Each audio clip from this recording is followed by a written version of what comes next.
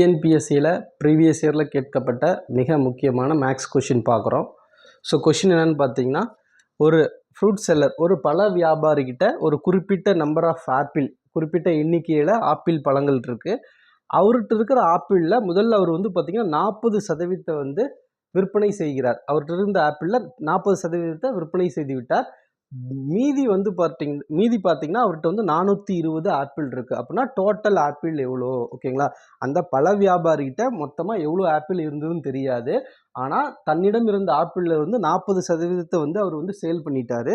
அவர்கிட்ட மீதி வந்து பார்த்தீங்கன்னா 420 ஆப்பிள் இருக்குது. அப்படின்னா டோட்டல் ஆப்பிள் எவ்வளோ? நமக்கு லாஜிக் என்னென்னா, மொத்த ஆப்பிளில் 40% விற்பனை பண்ணிட்டாருன்னா பேலன்ஸ் இருக்கிறது எத்தனை சதவீதம்? 60%. அந்த 60% தான் 420ன்னு பிரிக்கிறாங்க. ஓகே, 40% சேல் ஆயிடுச்சுன்னா பேலன்ஸ் இருக்கிறது ஆட்டோமேட்டிக்காக 60%. அந்த 60% தான் 420. அப்போ டிவைடட் பை 60%, 420 ஆப்பிள் 60%, டிவைட் பை 60 போட்டிங்கன்னா 1% வேல்யூ கிடைக்கும். அது இன்ட்டு 100 போட்டிங்கன்னா 100% ஆப்பிள், டோட்டல் ஆப்பிள் எவ்வளோ இருந்ததுன்னு கிடச்சிரும். ஓகேங்களா? 0க்கு 0, 6 வந்து பார்த்திங்கன்னா 7 டைம் இருக்கும். ஓகேங்களா? அப்போ வந்து பார்த்திங்கன்னா 1% அப்படிங்கிறது 7. ஓகேங்களா? அப்போ 100% கண்டுபிடிங்கன்னா இன்ட்டு 100 போட்டிங்கன்னா 700.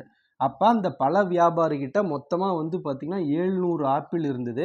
இந்த 700ல் 40% எவ்வளோ? 40% வந்து பார்த்திங்கன்னா 280 ஆப்பிள். ஸோ 280 ஆப்பிள் வந்து 40% விற்றது போக தான் பேலன்ஸ் அவர்கிட்ட 420 ஆப்பிள் இருந்தது. ஓகேங்களா? ஸோ அப்போ டோட்டல் ஆப்பிள் வந்து 700 அப்படின்னு சொல்லி ஈஸியாக சால்வ் பண்ணிடலாம்.